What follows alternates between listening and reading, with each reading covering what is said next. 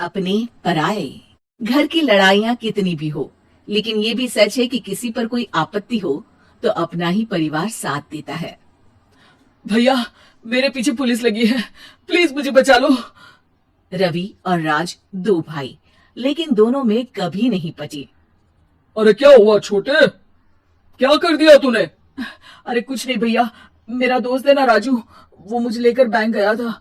मुझे नहीं पता भैया कि वो वहां बैंक लूटने जा रहा है।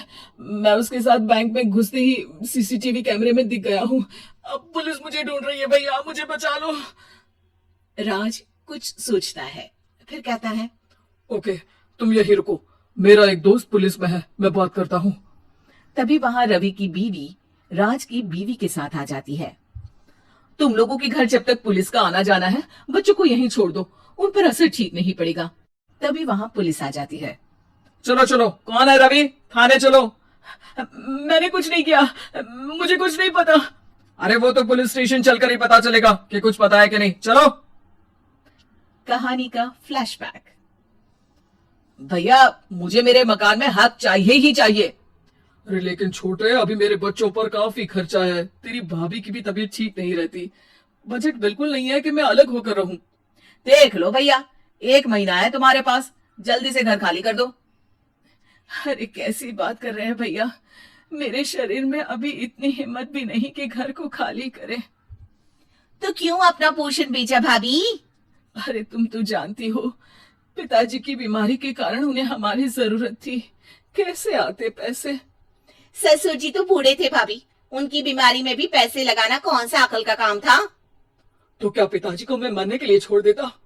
अरे रवि, तू तो समझ, पापा को हमारी जरूरत थी, उन्होंने हमारे लिए हर वो काम किया जिससे हमें खुशी मिले। बैक टू रवि, जो जेल में बैठा है। ये मैंने क्या कर दिया था? मैं ना पिता का हुआ ना ही भैया का, मेरे साथ जो हो रहा है ठीक ही हो रहा है। तभी वहां पुलिस वाला आता है। रवि, तुमसे कोई मिलने आया है। भाभी, आप यहाँ क्यों आई? पुलिस स्टेशन है ये भाभी। भैया, आपकी जगह मेरा भाई होता तो क्या मैं नहीं आती? अच्छा, ये खाना ले लीजिए, खा लीजिएगा। आपके भैया लगे हैं वकीलों और पुलिस वालों से बात करने में, डरने की कोई बात नहीं, जब आपने गुनाह किया ही नहीं तो सजा भी नहीं मिलेगी। रवि भाभी को देखकर रोने लगता है। घर में साक्षी चुपचाप बैठी होती है कि तभी सोनम कहती है, अरे साक्षी, क्या हुआ, परेशान क्यों हो रही हो? भाभी, अभी अभी पुलिस स्टेशन से खबर आई है, इन्हें बड़े जेल में शिफ्ट किया जा रहा है, मैं क्या करूंगी भाभी? रो मत, हम अच्छे से अच्छा वकील करेंगे। लेकिन उसमें तो बड़े पैसे लगेंगे दीदी, हम इतना पैसा कहाँ से लाएंगे? अरे क्यों, ये मकान है ना, और मेरे कुछ गहने भी है। साक्षी की आंखों में पानी आ जाता है। पर दीदी, ये तो आप और भैया की मेहनत की कमाई है। पापा के बाद भी तो हम लोगों का सब खत्म हो गया था, पापा को तो बचा नहीं पाए, लेकिन भैया को जरूर बचा लेंगे, और भगवान चाहेंगे ना तो दोनों भाई मिलकर इससे भी बड़ा मकान खड़ा कर लेंगे। साक्षी। थोड़ी देर में राज वहां आता है। सोनम सही कह रही है साक्षी, पैसों की कमी के कारण किसी भी बेगुनाह को सजा नहीं मिलती। राज एक अच्छा सा वकील करता है। सोनम और साक्षी बचाए पैसे और अपने गहनों को बेचकर रवि का केस लड़ते हैं और जल्दी रवि जेल से बाहर आ जाता है।